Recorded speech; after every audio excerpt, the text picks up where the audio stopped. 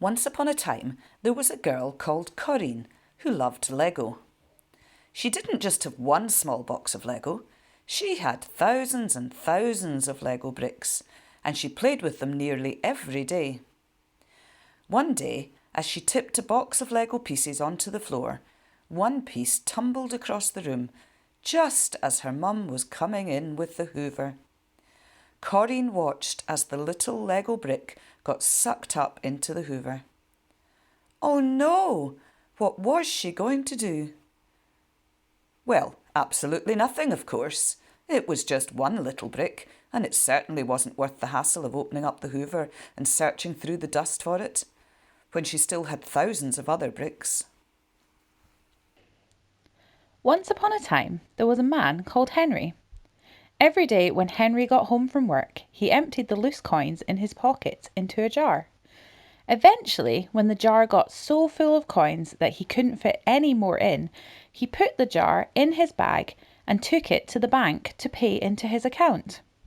As he stood outside the bank waiting for it to open, he pulled his newspaper out of the bag and accidentally knocked a penny out of the jar. He watched it fall to the ground, roll along the pavement, and plop into the drain. Oh no! What was he going to do? Well, absolutely nothing, of course. He still had loads of coins in his jar.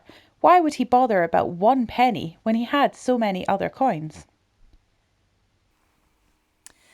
Once upon a time, there was a shepherd who had 100 sheep.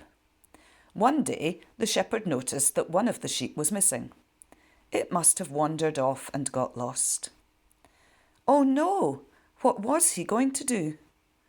Well, absolutely nothing, of course. He still had 99 sheep to look after.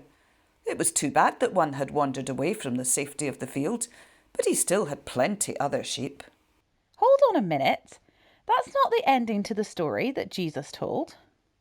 Really? How did Jesus end the story? Jesus said that the shepherd went off to hunt for the lost sheep, and when he eventually found it, he carried it back home. Then he told all his friends that the sheep which was lost had been found, and they all celebrated.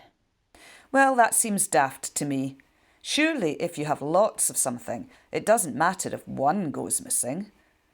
Why did Jesus end the story that way? He was making the point that God loves every single person, no matter how bad a person is or how far away they wander from him. God still loves them. The Bible tells us that Jesus is the Good Shepherd who loves each and every person so much that he was willing to die for them, so that they could be forgiven and welcomed back into God's loving arms.